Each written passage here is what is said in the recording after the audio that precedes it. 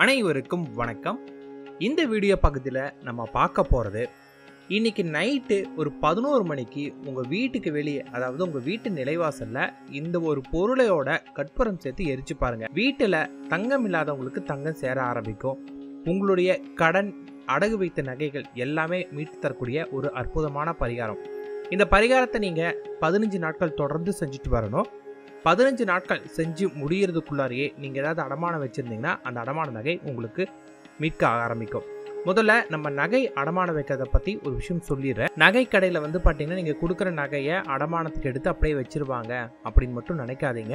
கண்டிப்பாக அது உண்மை கிடையாது. நிறைய நகை கடையில் பார்த்தீங்கன்னா அந்த நகையை நீங்கள் மூட்டவே கூடாது அப்படிங்கிற ஒரு தகடுகள் செய்து பதிச்சிருப்பாங்க. அந்த நகையை நீங்கள் மூட்டணும் அப்படின்னா அதை விட நீங்கள் ஒரு சக்தி வாய்ந்த மனநிலையில் இருந்தால் மட்டும்தான் உங்களால் அடகு வச்ச நகை மீட்க முடியும். ஒரு பெரிய பெரிய நகை கடைகள் பார்த்தீங்கன்னா இந்த மாதிரி பண்ணுதுன்னு நான் கண்கூடவே பார்த்துருக்கேன். அதனால தான் இந்த வார்னிங் உங்களுக்கு கொடுக்குறேன். ஸோ இப்போ நான் சொல்லக்கூடிய முறையை பயன்படுத்துங்க.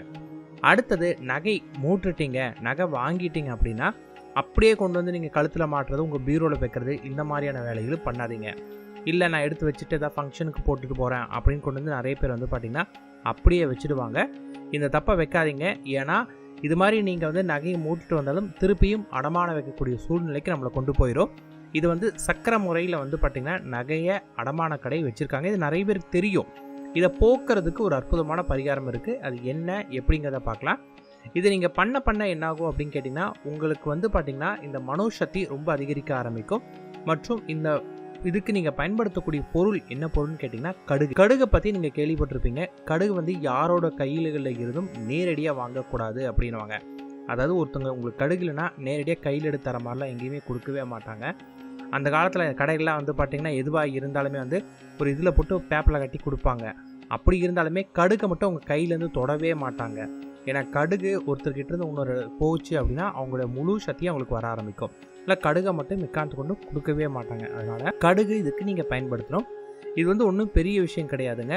ஒரே ஒரு பச்சை கற்பூரம் எடுத்துக்கோங்க. ஒரு துணியில் பார்த்தீங்கன்னா பச்சை கற்பூரம் வச்சுட்டு அதுலேருந்து ஒரு சிட்டிகை அளவுக்கு ஒரு கையில் ஒரு பிஞ்ச் எடுத்தால் எவ்வளோ வருமோ அந்த அளவுக்கு கடுகு வச்சு ஒரு வெள்ளை துணியில் போட்டு நீங்கள் கட்டிக்கோங்க. இப்போ நம்ம இந்த நவகிரக கோயிலுக்கெலாம் போனீங்க வச்சுன்னு இருக்கோங்களேன், நீங்கள் இந்த எள்ளு விளக்கு அப்படின்னு சொல்லி அந்த எள்ளு பார்த்திங்கன்னா ஒரு துணியில் முடிச்சு வச்சுருப்பாங்க இல்லையா, அந்த அளவுக்கு ஒரு முறிச்சு மாதிரி போட்டு கட்டிட்டு அதை பார்த்திங்கன்னா உங்களுடைய தலை, அதாவது உச்சந்தலையிலேருந்து உள்ளங்கால் வரைக்கும் 3 தடவை வலது பக்கம் இடது பக்கம் சுற்றணும். அதே போல் குடும்ப தலைவரோட இதுக்கும் குடும்ப தலைவிக்கும் இதை கண்டிப்பாக நீங்கள் சுற்றணும். இந்த மாதிரி பண்ண பிறகு நீங்கள் என்ன பண்ணணும்னு கேட்டிங்கன்னா, நைட்டு ஒரு 11 மணிக்கு மேலே பண்ணுங்கள். 12 மணிக்குள்ளார பண்ணிடுங்க. கொண்டு உங்கள் வீட்டு நிலைவாசல்கிட்ட வச்சுட்டு குடும்ப உறுப்பினர்கள் பார்த்திங்கன்னா முக்கியமாக குடும்ப தலைவனும் தலைவியும் ஒன்று சேர்ந்து இந்த மாதிரி கடன் இருக்குது, இந்த கடன் எங்களுக்கு முற்றிலுமாக தீர வேண்டியது இருக்குது, நாங்கள் இந்த மாதிரி நகை ஒன்று வச்சுருக்கோம், அந்த நகை எங்களுக்கு சேரணும் அப்படின்னு வேண்டிக்கிட்டு அந்த கற்பூரத்தோடு சேர்ந்து எரிங்க. அது எரிக்க ஆரம்பிச்சிங்கன்னா கொஞ்சம் நேரத்தில் சட பொரிய ஆரம்பிச்சிடும். இது மாதிரி நீங்கள் தொடர்ந்து 15 நாள் பண்ணோம். இப்படி தொடர்ந்து 15 நாள் பண்ணிவிட்டு கொஞ்சம் கடுகு இருக்கு இல்லைங்களா, அதை கையில் எடுத்துகிட்டு கையில் அந்த கடுகு வச்சுக்கிட்டே நீங்கள் பார்த்தீங்கன்னா நீங்கள் நகையை அடமான வச்சவங்ககிட்டயே போய் அந்த நகைக்கு வட்டி கட்டுறோம் அப்படின்னு சொல்லிட்டு அந்த கடுகோடு சேர்ந்து 1-2 கடுகு ஒரு கையில் பட்டா மட்டும் போது, வேறு எதுவுமே வேண்டாம். இப்படி பண்ணிங்கன்னா அந்த தகடோட சக்தி முறிய ஆரம்பிக்கும். இப்படி முறிய ஆரம்பிச்சிச்சு அப்படின்னா அந்த நகை உங்கள் வீட்டுக்கு வரும். வீட்டுக்கு நகை வருது அப்படின்னா, அதாவது அந்த நகையை மீட்கிற அளவுக்கு உங்களுக்கு பணம் கிடைக்கும். அந்த பணத்தை வச்சு நீங்கள் அந்த நகையை மூட்டு வந்துடுங்க. அதை நீங்கள் மூட்டுட்டு வந்த பிறகு நேரடியாக நீங்கள் கழுத்தில் அணியவும் கூடாது.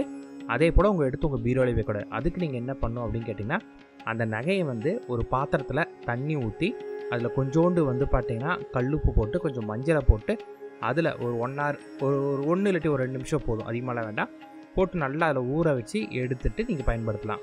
நிறைய பேருக்கு இங்கே ஒரு சந்தேகம் வரும், உப்பு தண்ணியில் நம்ம போடுறனால தங்கம் கரைஞ்சிருமா அரிச்சிருமா அப்படின்னு கேட்பாங்க. அப்போல்லாம் ஒன்றுமே ஆகாதுங்க. நீங்கள் அவ்வளோ நாட்களுக்கெல்லாம் வருஷக்கணக்கில் அப்படி ஊற வைக்க போகிறதில்ல.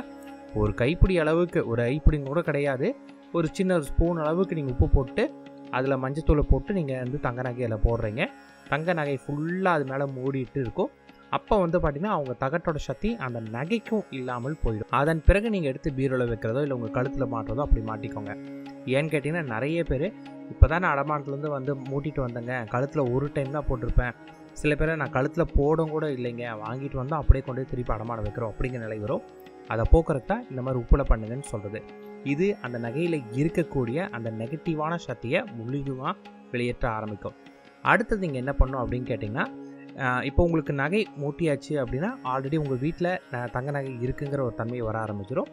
தினமும் வந்து பார்த்திங்கன்னா குடும்ப உறுப்பினர்கள் எல்லாருமே ஒன்று சேர்ந்து வந்து பார்த்திங்கன்னா நாங்கள் சந்தோஷமான மன வாழ்க்கை இருக்கிறோம் அப்படின்னு மனதில் நினச்சிக்கோங்க. விளக்கு ஏற்றக்கூடிய திரி இருக்கு இல்லைங்களா, இந்த திரியை வந்து தூக்கி வீசிடக்கூடாது. அது எல்லாமே ஒன்று சேர்த்து அமாவாசை அன்னைக்கு இதை நீங்கள் தலையை சுற்றி வீட்டில் வந்து எரிக்க ஆரம்பிச்சிங்கன்னா இந்த கெட்ட திருஷ்டி பார்வை, அதாவது நம்ம வீட்டுக்கு யாராவது ஒருத்தவங்க வெளியிருந்து வராங்க, அவங்க வெளியிருந்து வரும்போது நம்ம வீட்டில் இருக்கிற பொருளை பார்ப்பா வீட்டில் இத்தனை இருக்கா அப்படின்னு நினைக்கிறாங்க இல்லையா, இந்த மாதிரியான கெட்ட பார்வைகள் எல்லாமே முற்றிலுமாக அழிய ஆரம்பிக்கும்.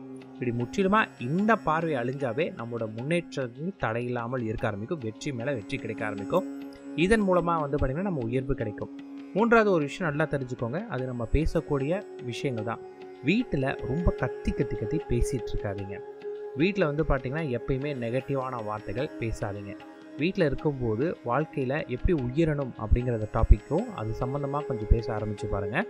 ஒரு மாதத்துல மாற்றம் கிடைக்கும். இந்த மாதிரி பேசுகிறதுல என்னங்க மாற்றம் கிடைக்கும் அப்படின்னு கேட்டிங்கன்னா, ரொம்ப சிம்பிள். நீங்கள் ஒரு சின்ன ஒரு ரூம் மட்டும் சூஸ் பண்ணிக்கோங்க, வீடு முழுக்க வேண்டாம். அந்த ரூமில் போய் உட்காந்துட்டு தினமும் வந்து உங்களுக்கு யாரையில பிடிக்கலையோ அதை பற்றி மட்டுமே அந்த வீட்டில் திட்டுங்க. அவன் அப்படி, அவன் இது, அது சரியில்லை, அவன் அப்படி இதுன்னு உங்கள் மனசில் என்னென்ன கோபம் யார் மேலே இருக்கோ அதை அத்தனையுமே சொல்லி அந்த ரூமில் திட்டிட்டு வந்துட்டே இருங்க.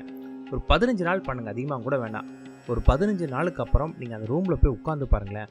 அந்த ரூமில் போய் உட்காந்தாவே உங்களுக்கு அப்படி கோவம் வரும், யாரையோ திட்டணும்னு தோண ஆரம்பிக்கும். இதுவே ஒரு ரூமில் நீங்கள் உட்காந்து அமைதியாக தியானம் பண்ணுங்கள், மனசை ஒருநிலைப்படுத்துங்க. ஒரு 15லேருந்து 21 நாள், ஏன்னா நல்லது கொஞ்சம் டைம் எடுக்கும். அந்த 21 நாளுக்கு அப்புறம் அந்த ரூம்குள்ளே போனாவே மனம் அமைதியும் தெளிவும் கிடைக்கும். உங்களுக்கு மட்டும் இல்லை, யார் வந்தாலுமே அந்த தெளிவு உங்களுக்கு இருக்கும். அதுதான் நம்மளோட சக்தி. நம்மளோட எண்ணங்கள் எப்படி இருக்குதோ அது நம்மளை சுற்றி ஆறாவாக பரவும். அதனால தான் உங்கள் வீட்டில் நல்ல எண்ணங்களோட இருங்க அப்படிங்கிறோம். வீட்டில் வந்து பார்த்திங்கன்னா வீட்டுக்குள்ளே வந்து ரொம்ப நெகட்டிவ் எனர்ஜியாக இருக்குன்னா உப்பு போட்டு நீங்கள் தண்ணியில் தொடச்சாவே போதும், அதுவே போயிடும். அதுக்கு மேலே இருக்கிற பட்சத்தில் நான் சொன்ன மாதிரி இந்த திரியை எரிக்கிறது, இந்த மாதிரியான விஷயங்களை நீங்கள் பண்ணுங்கள், முற்றிலுமாக அது போக ஆரம்பிக்கும். இப்போ நான் சொன்ன இந்த 3 பரிகாரங்களுமே நீங்கள் வீட்டில் பண்ணி பாருங்கள். பண வரவுகள் அதிகரிச்சுட்டே இருக்கும், வீட்டில் தங்கம் வரும், வாழ்க்கையில் முன்னேற்றம் கிடைக்கும், உங்களுடைய வாழ்க்கையே மிகப்பெரிய அளவு மாற்றம் முடியும். முதல்ல வந்து பார்த்திங்கன்னா 15 நாளைக்கு கடுகுகளுக்கு ஏற்றிட்டு மற்ற விஷயங்கள் அப்புறம் பண்ண ஆரம்பிங்க. உங்களோட முன்னேற்றம் எந்த அளவுக்கு உங்கள் அனுபவத்திலே உணருவீங்க. நன்றி, வணக்கம்.